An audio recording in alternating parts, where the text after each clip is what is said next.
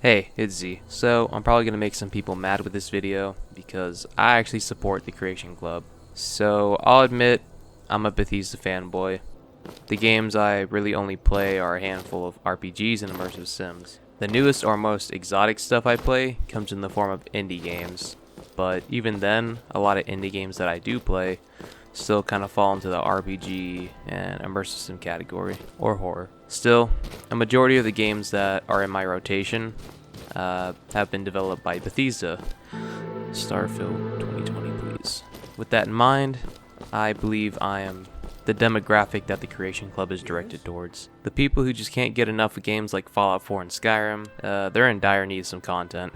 Hell, I even thought about playing Fallout 76 from time to time because I was so desperate for some new content from Bethesda Game Studios. So, whenever I get a few bucks, I'll throw it to the Creation Club or ESO and get some new Bethesda licensed content. But when I don't have a few bucks to throw, I'll just download free mods from the Nexus. I don't think there should be an argument of paid mods versus free mods.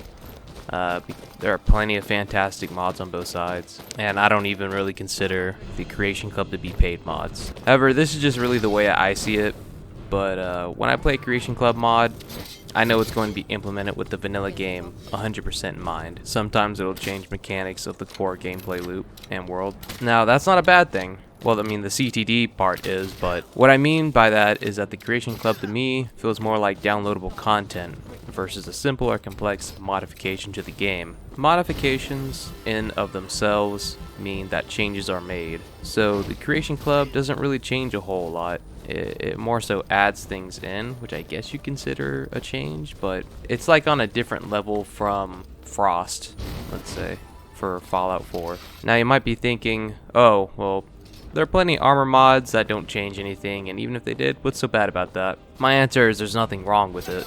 Modifying those games is what kept them alive for so long. I'm just explaining the difference as to why I see them as different things instead of paid versus free mods. Another reason I support the Creation Club is for the reason that Bethesda offers support to mod authors like TrainWiz. Now, if you don't know who TrainWiz is, please go check his page out on Nexus. He hands down makes some of the most funny and interesting quests you can play on there, and they're free. I was really glad to see him get a shot at making Forgotten Seasons for the Creation Club. So in my opinion, Creation Club is just fine. Though I'd like to see more content that's similar to Forgotten Seasons or Dark Seducers. Even the Galaxy News Radio ones was decent. Oh, and for people saying Creation Club content creators, whatever they're called, don't get paid royalties for their work, I'm aware. They're hired on as temporary employees, and when the add-on is made, it's owned by Bethesda. You don't think that the Bethesda Game Studios employees get royalties for Skyrim, do you? Maybe a pay raise every time it sells 1 trillion copies or whatever, but no. Anyways, there are probably arguments out there against my points, but I just wanted to leave my 2 cents here. If you do have those points and you'd like to voice them, go ahead and leave some feedback down in the comments section. But that'll be it. Thank you.